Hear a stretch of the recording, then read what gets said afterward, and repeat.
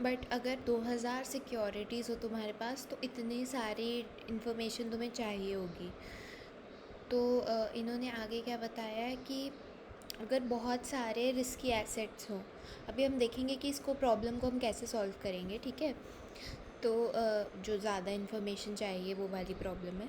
तो अगर तुम्हारे पास बहुत सारे रिस्की एसेट्स हो तब भी तुम्हारा जो अपॉर्चुनिटी सेट है वो ऐसा ही दिखेगा, ठीक है, उसकी शेप में चेंज नहीं होगा। इट्स जस्ट दैट जो एसेट्स है ना वो इस जगह को, बीच वाली जगह को भर देंगे, ठीक है।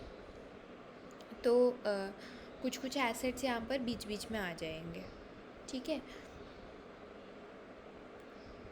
अपॉर्चुनिटी सेट जो है वो पोर्टफोलियोज़ का बना हो सकता है, इंडिविजुअल एसेट्स का बना हो सकता है। तो इस पे जो अलग अलग पॉइंट्स हैं इस पे, ये बेसिकली किसी पोर्टफोलियो को रिप्रेजेंट कर सकते हैं, या फिर कोई एसेट है जो खुद में, ये इन्होंने बोला है, मीन वेरिएंस एफिशिएंट है, या कोई पोर्टफोलियो एफिशिएंट है। क्योंकि ये तो मतलब ऑप्टिमाइजेशन वाला वो मिलता है ना, जिसमें आपको ये बेसिकली ये देता है कि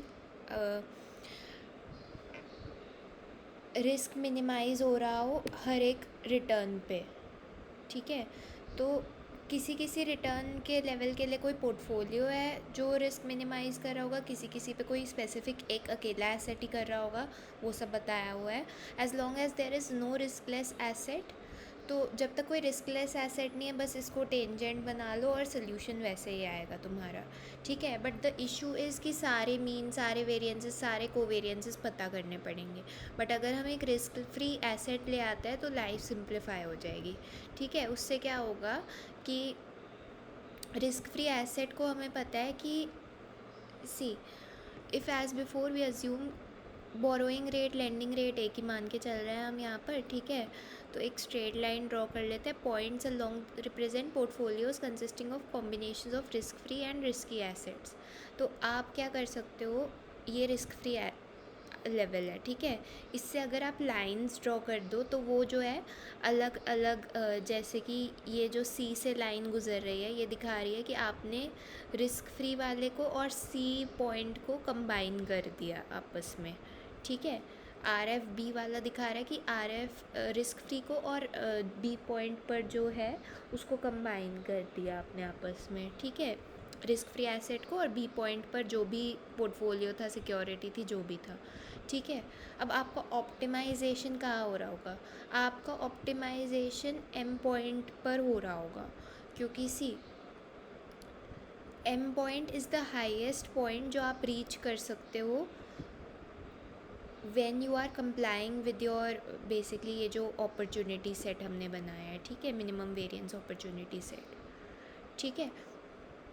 मतलब आपको मिनिमम वेरिएंस अपॉर्चुनिटी सेट पे तो रहना ही है, ठीक है। उससे ऊपर वाला, ऊपर नहीं जा सकते इसके, है ना, आप इधर इधर ऐसा कोई पॉइंट नहीं चूज़ कर सकते, इस पे ही रहना है।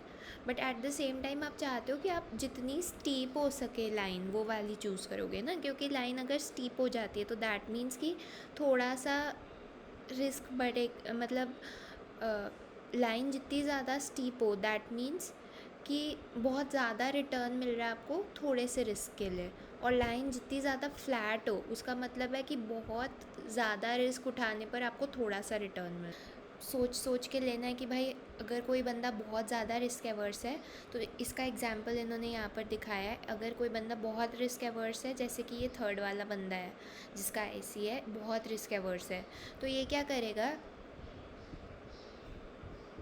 अपना जो रिस्की एसेट है, रिस्की पोर्टफोलियो है, वो एम को ही रखेगा, बट एम में बहुत कम पैसा डालेगा और बहुत ज़्यादा पैसा, हमने कहा क्या कहा कि एम और रिस्क फ्री को आपको कंबाइन करना है, तो एम में कम पैसा डालेगा और रिस्क फ्री वाले में काफ़ी ज़्यादा पैसा डालेगा।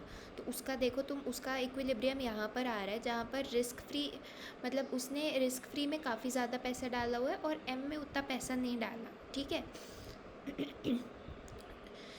बट जब भी रिस्की वाले में पैसा डालने की बात आएगी तो रिस्की में you will always choose M, कोई और पोर्टफोलियो नहीं चूज़ करोगे, that is the main thing. तो तुम्हारा रिस्की वाला पोर्टफोलियो अब डिसाइड हो गया है, ठीक है। उसमें कितना परसेंटेज डालना है वो तुम अपनी प्रेफरेंस के हिसाब से चूज़ कर सकते हो, बाकी का प्रेफरेंस तुम रिस्क फ्री एसेट में डाल सकते हो, ठीक है। जैसे सेकंड वाला बंदा है जो है, ये एग्जैक्टली इस पॉइंट पर ही मतलब इस पॉइंट पर है, ठीक है। जो फर्स्ट वाला बंदा है वो बहुत ज़्यादा मतलब वो बहुत कम रिस्क एवर्स है, ठीक है। तो वो जो है वो 100% से भी ज़्यादा जो है अपना एम में डाल रहा है रिस्की पोर्टफोलियो में। तो वो लोन ले लेकर एम में पैसा डाल रहा है, बेसिकली रिस्क फ्री एसेट को शॉर्ट कर रहा है, जैसे हमने पहले बात की थी, ठीक है। तो यही इन्होंने बताया है, एम के अलावा कहीं और नहीं डालोगे, ठीक है। बी वगैरह ये सब चीज़ें आप नहीं चूज़ करोगे, ठीक है।